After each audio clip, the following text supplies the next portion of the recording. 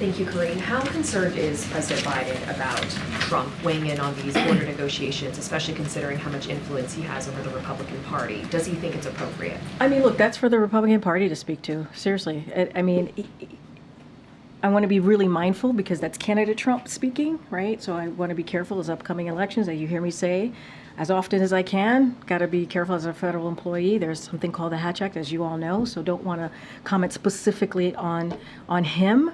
But look, there is a real issue, a real challenge at the border. There truly is. The president understands that. The president has said that himself.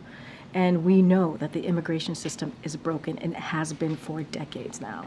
We want to get that done. We want to fix that. We want to take steps to get to a place where we can deal with the issues at hand.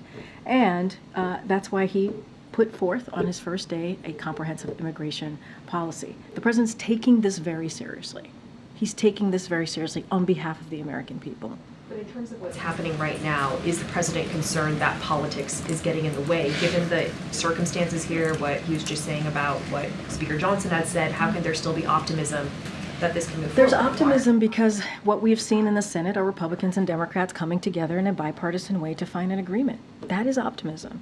That is optimism. It's been happening for the past couple of weeks, couple of months now, and we feel that is an optimistic look on, you know, both folks from both sides of the aisle coming together and having those negotiation conversation on real ways to fix the problem, to fix the broken immigration system. So yeah, I think that's in you know, you all see this in the way that politics is today. The fact that we're seeing that in the Senate, that's a good thing.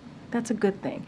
And I already said, House has to make a decision. They have to make a decision. House Republicans have to make a decision if they want to be part of the solution or part of the problem. Has the president spoken with McConnell since inviting him to the White House? So I don't have any calls to read out. As you know, as you just laid out, they were here just last week, and this was obviously a conversation. The border security was a conversation for during that meeting. Obviously, it was about Ukraine and getting that all-important continued funding for Ukraine, but obviously that came up. I just don't have anything else to read out. But I would say folks here in our administration and obviously the Office of Legislative Affairs have been in constant communication with senators over the border security bipartisan agreement negotiation, and so that has continued and that will continue. Okay, Karen.